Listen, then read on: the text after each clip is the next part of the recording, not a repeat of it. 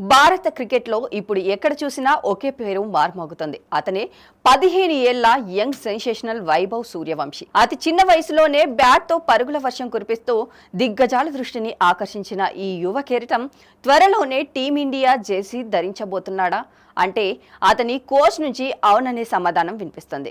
Vaibhav Suryavanshi coach Manish Ojha Vaibhav talent గురించి చెబుతూ విమానం రన్వే నుంచి గాల్లోకి ఎగిరిపోయింది, ఇక దాన్ని ఎవరూ ఆపలేరు అని పేర్కొన్నారు. బీసీసీఐ ఇక ఏమాత్రం ఆలస్యం చేయకుండా వైభవ్ సూర్యవంశీని టీమిండియాలోకి తీసుకోవాల్సిన సమయం వచ్చేసిందని ఆయన నొక్కి చెప్పారు. ఐపీఎల్ 2026 ముగిసిన వెంటనే వైభవ్ భారత్ జట్టులో ఖచ్చితంగా ఉంటాడని ఆయన ధీమా వ్యక్తం చేశారు. ప్రస్తుతం టీమిండియాలో ఓపెనింగ్ స్లాట్స్ అన్ని ప్యాక్ అయి ఉన్నాయి. మరి వైభవ్ ఎవరి ప్లేస్ లో వస్తాడనే ప్రశ్నకు కోచ్ మనీష్ ఆసక్తికర సమాధానం ఇచ్చారు. పెద్ద ప్లేయర్లు ఎవరి స్థానాన్ని లాక్కోరు, తమకంటూ ఒక ప్రత్యేక స్థానాన్ని క్రియేట్ చేసుకుంటారు అని ఆయన వ్యాఖ్యానించారు. గతేడాది ఎమర్జింగ్ ఆసియా కప్ లో కానీ రాజస్థాన్ రాయల్స్ జట్టులో కానీ వైభవ్ తో తన టాలెంట్ తోనే చోటు దక్కించుకున్నాడని గుర్తు చేశారు.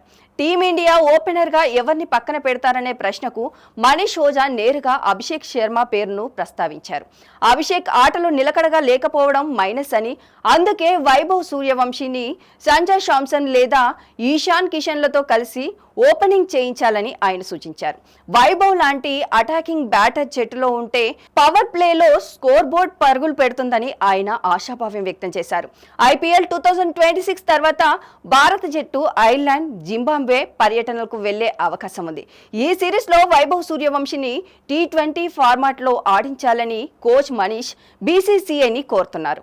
15 ఏళ్ల వయసులోనే అంతర్జాతీయ స్థాయి బౌలర్లను సమర్థవంతంగా ఎదుర్కోగల సత్తా వైభవ్ కు ఉందని, అతన్ని ఎంత త్వరగా టీమిండియాలోకి తీస్తే అంత మంచిదని క్రికెటర్ విశ్లేషకులు కూడా అభిప్రాయపడుతున్నారు.